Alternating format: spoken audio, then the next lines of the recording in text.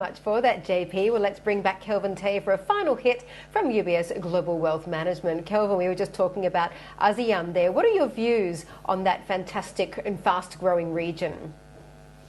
Well, I think Southeast Asia is, as JP has just mentioned, the Philippines and the Indonesian markets are the most leveraged towards high rates, right? So if the rates do start coming down from the US, I think these are the two markets that you want to be leveraged towards. And I think we've seen the reaction from the equities and from the currencies as well. But I do think that overall, given the fact that, we have to look at more than just the movements from the interest rates itself, because I think fundamentally, where the Philippines is concerned, a lot needs to be done given the infrastructure. Some of the other Southeast Asian countries, like for example Vietnam, Laos, Cambodia, have been coming up quite nicely with the infrastructure development there.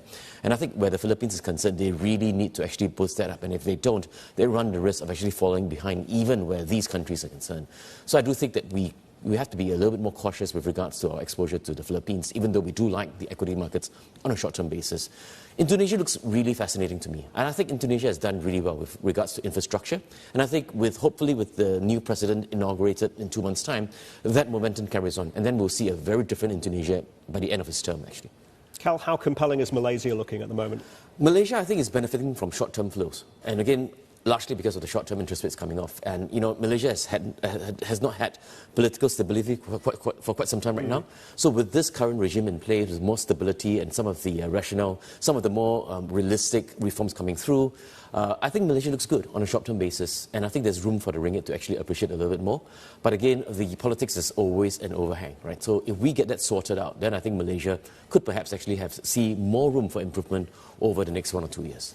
What about on the more frontier side? And I know 2025 is going to be the story, arguably, when Vietnam gets upgraded from frontier to emerging.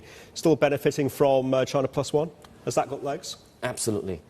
Again, that boils down to who wins the US elections, because I think Donald Trump has said on a couple of occasions that Vietnam is basically stealing our jobs, quote unquote, right? So I do think that perhaps there's some risk of terrorists coming in some way or other. But I think with that aside, Vietnam looks really, really good. The infrastructure continues. The Vietnamese market in the last 24 months have been a little bit slow, actually because of the anti-corruption drive, because of the changeover in some of the key government positions there. But I think on the structural reform basis, on the infrastructure development basis, Vietnam looks really, really attractive, in my view.